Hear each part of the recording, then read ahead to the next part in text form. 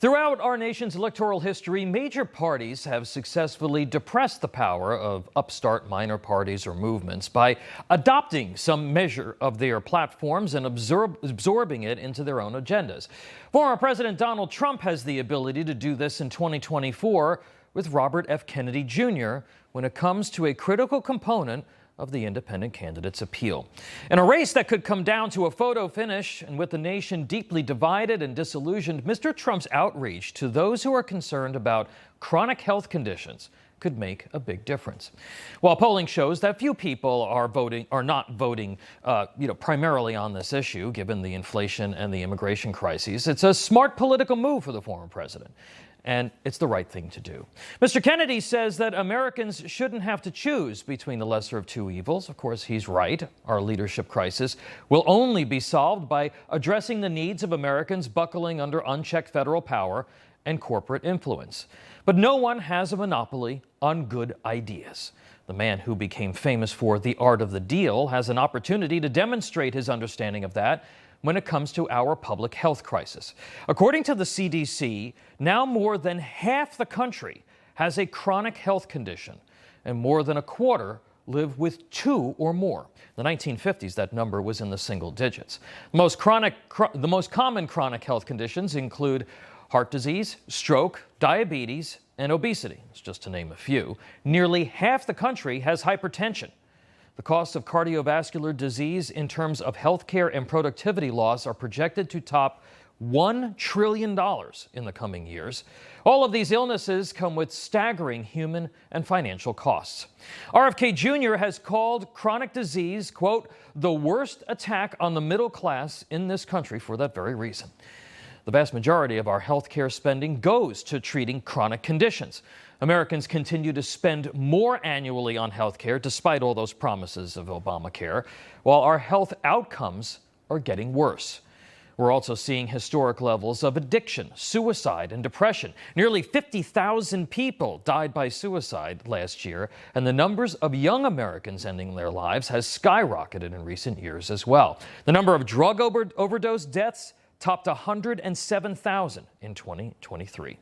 Mr. Kennedy is also rightly concerned about the sharp rises in allergies, autism, ADHD, and other conditions that plague our society that 50 years ago barely existed.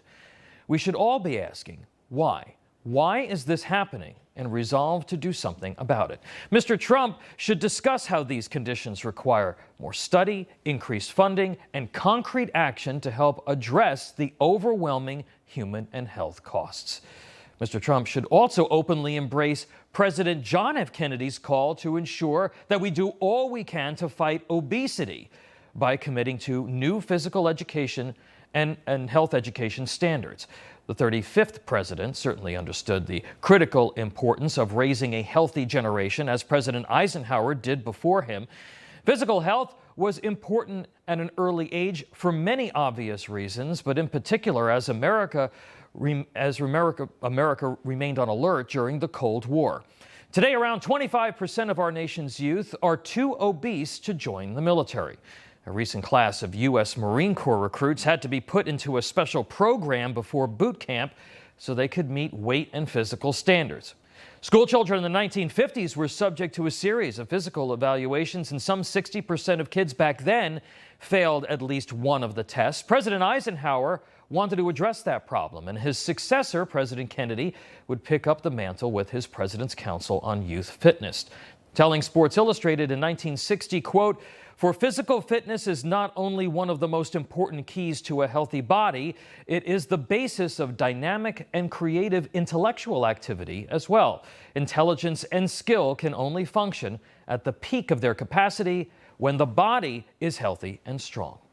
Today, as Mr. Kennedy points out, the CDC is taking a page from the education complex and just revising downward the standards for youth physical fitness, making the situation even worse. Mr. Trump needs to tell voters that we need to stop talking about transgenderism and pronouns and how fat is fabulous and start getting our kids in shape. RFK's campaign rhetoric is about disruption. It's about upending what we have come to accept as normal, the slow, managed decline of America. Mr. Trump, many Republicans, conservatives, and independents see that as well.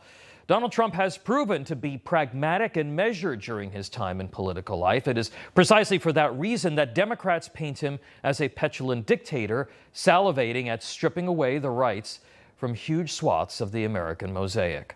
But raising the volume on chronic health crises and committing to do something about them will allow Mr. Trump to better connect with voters on both a rational and emotional level, while demonstrating the kind of leadership the nation desperately needs.